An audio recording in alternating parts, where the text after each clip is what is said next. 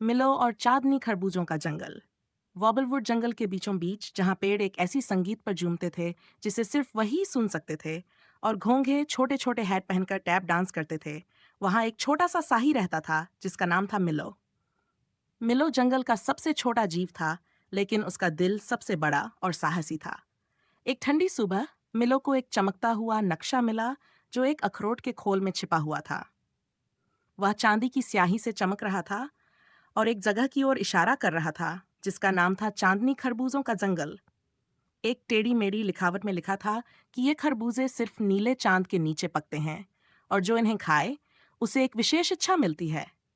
मिलो के कांटों में रोमांच से झुंझुनाहट होने लगी। एक इच्छा? मैं भालू जितना बड़ा हो सकता हूँ या गौरैया की तरह उड़ सकता हूँ, वह बोला। और फिर वह तुरंत निकल पड़ा, बलखाती नदियों और हंसती हुई गुलबहारों से भरी घास की वादियों को पार करते हुए। यात्रा आसान नहीं थी।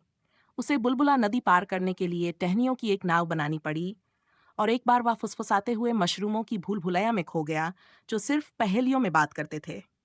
लेकिन मिलो जिज्ञासु और दयालु बना रहा। वह सवाल पूछता, ध्यान से सुनता, और यहाँ तक कि एक चिड़चिड़े रैकून की खोई हुई जुराबें ढूंढने में भी मदद करता। आखिरकार एक चमकते नीले चांद की रोशनी में मिलो चांदनी खरबूजों के जंगल में पहुंचा।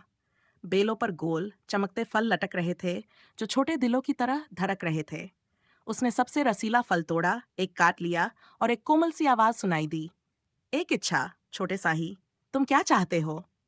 मिलो ने चारों ओर देखा। वह बड़ा, तेज या चमचमाते जूते मांग सकता था, लेकिन फिर उसे वे सारे जीव याद आए जिनसे वह मिला था, जिन्हें उसने मदद की थी और जिन्होंने उसकी मदद की थी।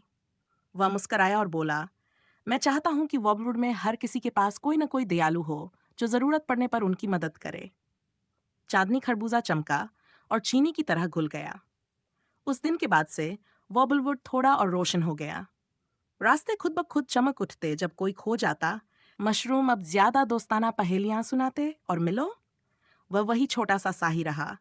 लेकिन अब हर कोई जानता था कि उसका दिल पूरे जंगल में सबसे बड़ा है।